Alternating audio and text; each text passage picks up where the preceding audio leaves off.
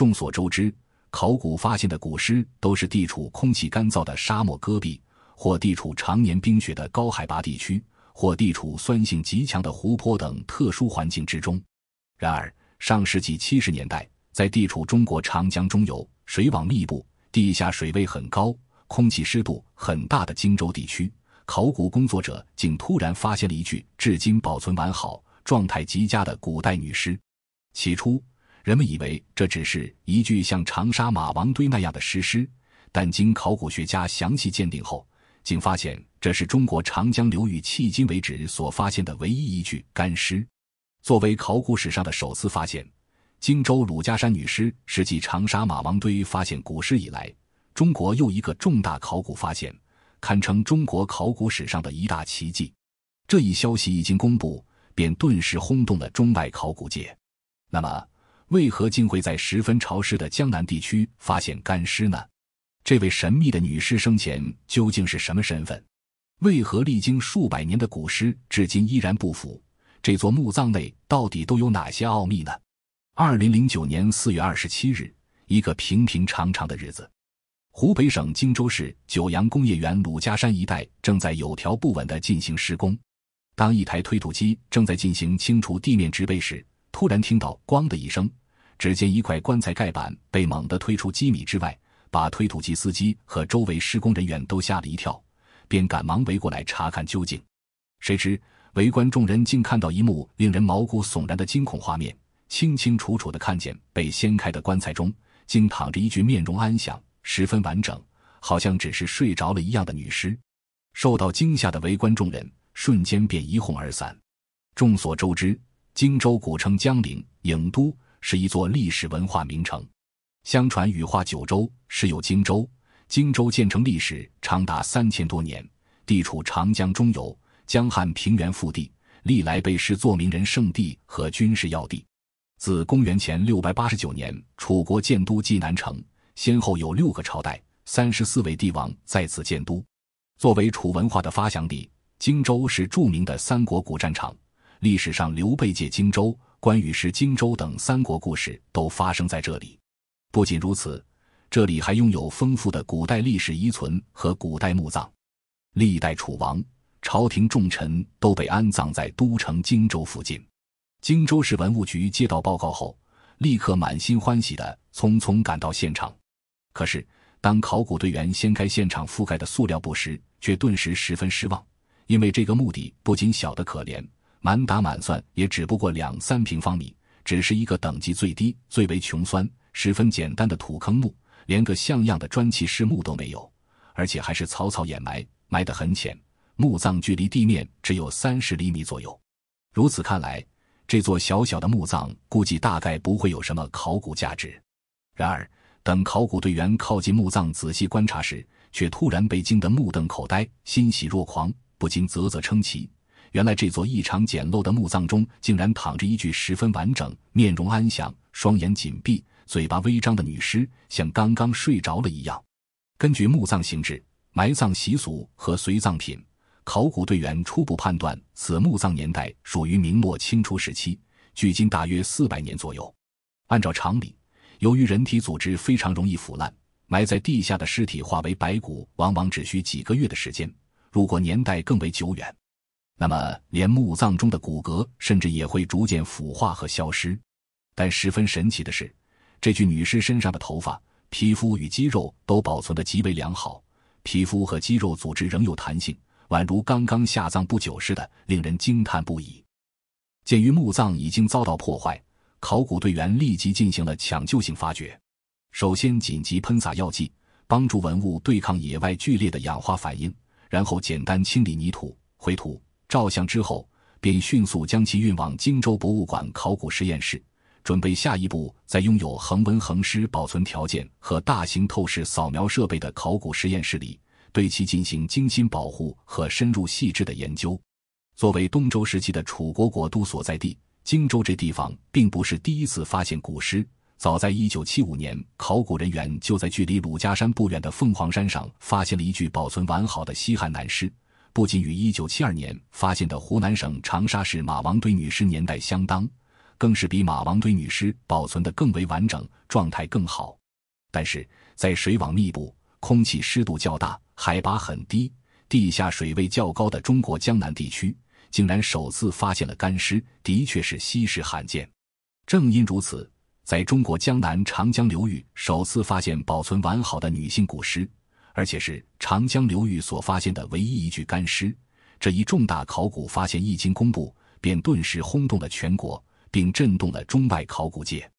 这座被命名为鲁家山1号墓的墓葬为土坑数学单棺木，墓葬结构简单，规模较小，级别较低，墓坑长 2.64 米，宽 1.16 米，单棺长 1.94 米，宽 0.74 米，高 0.88 米。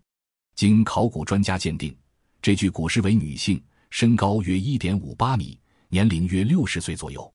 发掘时发现，骨尸仰身直直躺在木棺中，双目紧闭，嘴巴微张，状态良好，看起来就像是睡着了一样。他头戴丝巾，头下有一个菱形枕头，身盖凹形窄被，足蹬2根圆筒形木炭条，身穿4层寿衣，从里到外依次为单褂1件、棉仙2件、罩衣2件及棉裤1条，双脚的3寸金莲上各缠一块裹脚布，穿着一双尖头的绣花黑布鞋，五指张开，手腕上套着一串佛珠，并戴着一对十分漂亮的翡翠镯子。最令人惊喜的是，这具骨尸至今依然保存状况良好，头发、指甲尚存，皮肤、肌肉完整，部分肌肉还有弹性，甚至连女尸身上的衣物都保存完好。由于这座古墓地处水网密布、地下水位较高、空气水分较大的江南地区，所以当初发掘时，由于鲁家山1号墓骨尸所呈现的状态良好、神态安详，所以考古人员还以为这只是一具像长沙马王堆那样的尸尸。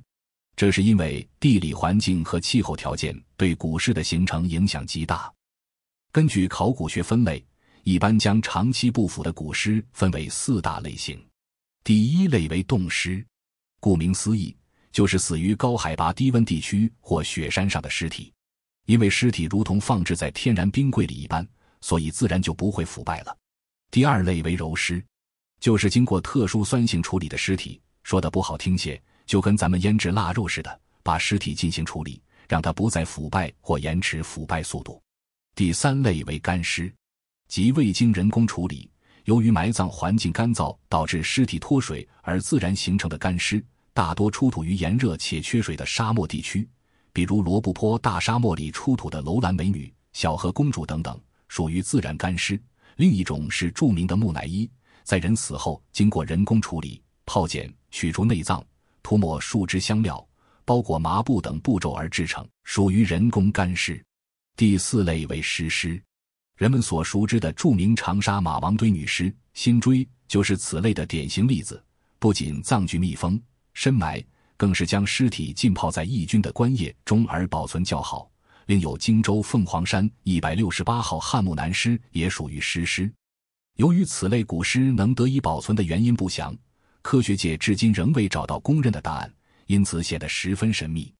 因为距离鲁家山女尸墓地不远的凤凰山上此前已出土过一具尸尸，这让考古专家们不禁忽然联想到，这具鲁家山女尸是不是也像穗大夫尸体一样，也是一具尸尸呢？原来多年以前，在距离鲁家山女尸出土地点不远的凤凰山上，已经发掘出一具保存非常完好的西汉男尸。根据墓内竹简得知，这具男尸是汉文帝时期的一位武大夫，名叫穗。这位穗大夫的尸体不仅皮肤有弹性，毛发内脏一应俱全，而且其尸体的各个关节还能活动自如。经考古专家深入研究发现，穗大夫的尸体之所以能保存得如此之好，主要是由于采取了2种关键措施。第一，其尸体在下葬前曾专门在酒精中浸泡过，提前早已杀灭了尸体上所有的细菌。第二，其尸体曾全身涂满朱砂，具有极强的防腐效果。但是接下来的事实却完全出乎意料，令人非常震惊。恰好1975年凤凰山168号尸尸与鲁家山1号女尸当时都在荆州博物馆内保存，考古专家们便将二者进行了对比研究。最终的考古鉴定结果是，这2具古尸完全不同，这具女尸根本不是尸尸，竟是一具干尸。一般来说，尸尸的形成有2个原因：第一，出土尸尸的墓葬都是用糯米与青膏泥混合后浇筑成的灌浆木，这种灌浆木不仅外壳坚硬，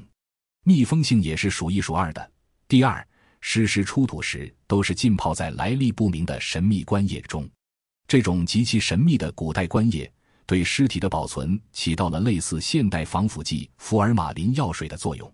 然而，鲁家山1号女尸不但墓葬是座十分简陋的土坑墓，并未发现有采用青膏泥密封的迹象，就连埋葬也不过就是用一层薄土就将棺木浅浅掩埋。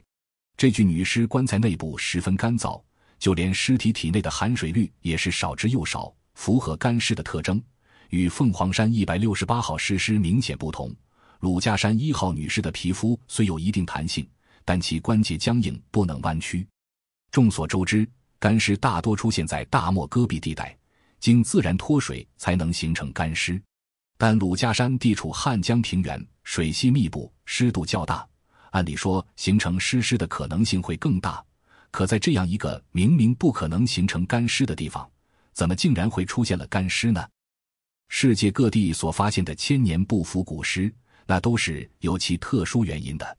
大量的考古发现已经证实，要做到尸体长期不腐，就必须具备3个条件，那就是深埋、密封、保水，特别是在南方水乡地带。如2000多年前著名的长沙马王堆女尸辛追夫人、连云港的林慧萍、上海的杨福信等长期不腐古尸就是这样保存下来的。而鲁家山1号墓女尸却恰好相反，她埋葬不深，棺材单薄，棺材内部也比较干燥，并未存储任何棺液。让考古专家们感到迷惑不解的是，这具距今400年以前处于江南水乡地带的罕见干尸究竟是怎么能做到长期不腐的呢？针对这一课题，考古学家们首先仔细发掘和考察了鲁家山1号墓的墓葬环境。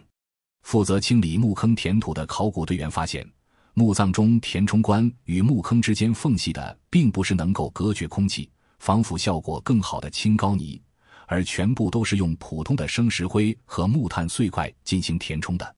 但显而易见的是，尽管生石灰和木炭可以防潮干燥，延缓尸体的腐败，但时间已经过去了400多年了。石灰和木炭就算吸水力再强，也早该失效了吧。然而山重水复，柳暗花明，在随后的深入研究中，考古专家在揭开这具干尸4层寿衣后，在其胸口发现的棉质方巾上所写的范文，却让考古专家们茅塞顿开，恍然大悟。考古专家们立即便联想到，历史上的佛教徒都有沐浴香薰的丧葬习俗，常常有将高僧的遗体在下葬前进行特殊处理，形成肉身佛的习俗和先例。那么鲁家山女尸是否在下葬前也对尸体进行过同样的特殊处理呢？经提取和检测鲁家山女尸肠胃内的残留物，发现其中竟含有大量的中草药成分。原来墓主人在死前还曾服用了大量的中药，并在下葬前对尸体经过中草药处理，这才是鲁家山1号墓女尸长期不腐的主要原因。要知道，中国古老而神秘的中草药历来在人体保存方面有着出神入化、出人意料的防腐效果。例如长沙马王堆女尸墓中就曾发现过大量含有中药成分的棺液，并在棺椁内部还特意存放着大量的中草药和香料用来防腐。由此可见，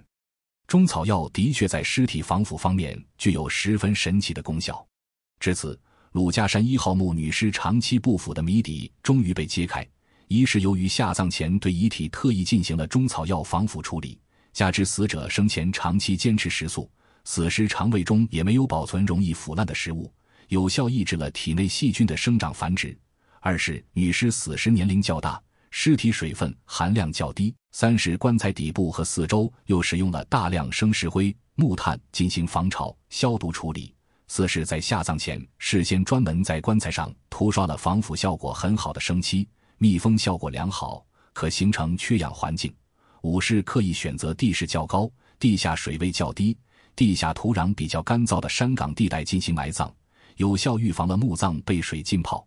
虽然现在的鲁家山地势平缓，但鲁家山之所以被称为山，很有可能在以前具有一定的高度，只是由于后人在生产生活中不断采土，才最终导致鲁家山1号墓出土时距离地表只有30厘米左右的现象，最后再加上其他一些人们至今仍然未知的因素，最终才形成了我们今天所看到的这具十分完整、状态良好、神秘莫测、世所罕见的干尸，创造出这一在长江岸边出土干尸的考古学奇迹。当然，古尸长期不腐的原因终究是复杂多样的，它不仅与死者的身体、生理状况、生前饮食习惯、死亡年龄都息息相关，更与其所埋葬的周边环境、墓葬中的土壤酸碱度，甚至还与下葬时的天气凉热这些因素都有关系。因为这是在中国长江流域首次发现，也在长江流域所发现的唯一一具古尸，其形成的条件又极其特殊和罕见，所以一经发现便顿时轰动了海内外，引起了人们的普遍好奇。为此，作为首批国家一级博物馆，荆州博物馆专门策划了一次临时性展览，以满足人们对这具古尸的参观要求。闻讯前来参观此次展览的观众众多，仅在一次小长假期间就收入了几十万元门票，可谓争相目睹，盛况空前。此次鲁家山1号墓发掘的另一项重大成果，就是在此墓葬中发现了一件极其罕见的梵文经被，并由此揭示了墓主人的佛门中人身份。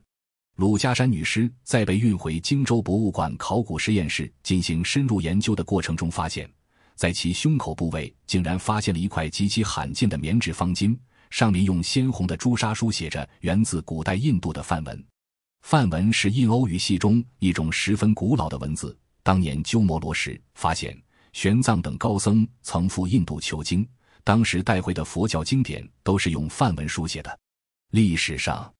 梵文还曾一度成为信奉佛教的龟兹、月支、康居、大渊等西域诸国的官方语言文字，影响十分深远。经相关专家鉴定，此经被上书写的经文名叫大宝广博楼阁善住秘密陀罗尼，为大藏经密宗部中的一种。这一块方巾其实是一条极其罕见、用来祈福燃祸的陀罗尼经被，为这座墓葬增添了一丝神秘色彩。从随葬的梵书、佛珠来看，鲁家山1号墓墓主生前应是一位居家修行的佛教信徒。这件陀罗尼经被的出现，一下子便使情况突然变得复杂起来。因为陀罗尼经被在元明清三朝都属于皇家专用物品，一般平民阶层是不允许超越礼制享用的。在后世考古发掘中极少发现此类文物，只是在解放后才在慈禧太后的定东陵随葬品中偶然发现有此经被。由此可见，这位鲁家山女尸生前大概率是位道行高深的佛家弟子，因此死后才享受到这种佛界高僧才能享有的金刚琉璃体、肉身菩萨、全身舍利特权，创造了这400年不腐的奇迹。缠足又称裹脚，是在中国封建社会长期流行的一种陈规陋俗，也是封建统治者对广大女性灭绝人性、残酷迫害的一种手段。一般来说，女性从4、5岁起便要将双脚紧紧缠裹，使之畸形变小，形成所谓的3寸金莲。其本质和根本原因在于中国几千年封建社会所形成的男权主义和性别歧视观念。据专家考证，缠足风俗始于北宋后期，兴起于南宋时期。到了元明两代，虽然元明两朝统治者均明令禁止民间缠足，但是收效甚微。清朝被推翻后，中国革命的先行者孙中山先生正式下令禁止缠足。五四运动时期，缠足之风更是成为各派革命人士口诛笔伐的对象。连新文化运动的伟大旗手和灵魂人物陈独秀、李大钊等人都曾专门撰文痛斥缠足对妇女的摧残和迫害。但在整个民国时期，虽然城市中的女性均已放足，但当时仍处于愚昧状态，尚未开化的中国广大农村地区仍我行我素，照过不误。直至新中国建立后，1950年7月15日，中华人民共和国人民政府政务院正式下达关于禁止妇女缠足的法令，才正式将缠足这一恶俗彻底扔进了历史的垃圾堆，广大妇女才得到了彻底的解放。纵观这一过程，缠足之风竟前后延续了800年之久，不知给多少女性带来了无尽的伤害。鲁家山清代女尸为缠足，出土时穿着一双尖头绣花鞋，由此可证，明清时期的中国广大女性仍受着缠足风俗的摧残和压迫。鲁家山1号墓虽然等级不高，规模较小，陪葬的器物也不多，但件件都十分精美。除服饰寝具外，出土的随葬品还有翡翠发簪1件、翡翠手镯2件、佛珠1串、手绢1块、陶币1件等珍贵文物，另有一双尖头绣花黑布鞋及其裹脚布、丝绸罩衣、棉质棉裤等物品。特别是其随葬的陀罗尼经被更显罕见和珍贵。经荆州文物保护中心对文物样品采用红外光谱、扫描电镜能谱仪和金像显微镜等仪器检测分析，发现经书材质为棉，书写经书的红色颜料为朱砂，布鞋面料材质为棉，罩衣面料为丝绸，衣服寝具大多都保存良好，具有较高的研究价值，显得弥足珍贵。荆州鲁家山1号墓女尸的出土，为考古人员研究古尸存放提供了新的范本，也为中国研究湿润地区干尸的形成开拓了新的课题。相关专家表示，陀罗尼经被出现于元代，被认为是专属皇家御用物，但由于元代葬制独特，因此从未出土过元代的陀罗尼经被。到了明朝，包括定陵在内，历代藩王、公主的陵墓中均未发现此类文物，直到清代，当年军阀孙殿英盗掘慈禧太后陵墓，陵墓中的文物被洗劫一空。后来考古专家在慈禧墓中重新发掘时，才偶然发现一件织金材质的陀罗尼经被。根据清朝礼制，陀罗尼经被只有皇帝及贵人以上等级的后妃才可使用，其他王公大臣只有死前奉上遗书，提出正式申请，才可由皇帝恩赐于上。那么，这种元明两代极少出现，清代又是专属皇家御用的物品，到底是怎么会与一位生前默默无闻，而且社会地位不高的老妇人发生联系的？最终又是怎么突然出现在这个极其简陋、级别很低的平民墓葬之中的呢？尽管考古专家们已经过多年悉心研究，但仍未有什么结果。这位鲁家山1号墓女尸的真正身份至今仍是个谜。随着科技的不断发展和进步，也许在未时不远的将来，考古学家会给我们真正解开鲁家山女尸的身份之谜，让我们拭目以待。如同湖南长沙马王堆女尸不腐之谜一样，对于鲁家山女尸不腐之谜，考古学家们也只是做了初步研究，目前并未形成一个公认科学的定论。在未来的日子里，考古学家们仍需继续努力研究和探索。对于这一连串谜题，您都有些什么看法和感想呢？对于本视频观点，你是表示认同还是心存质疑？是收获满满还是不太满足？欢迎广大网友们在评论区留下你的感想或观点，让我们一起来继续探讨鲁家山女尸百年不腐的谜底吧。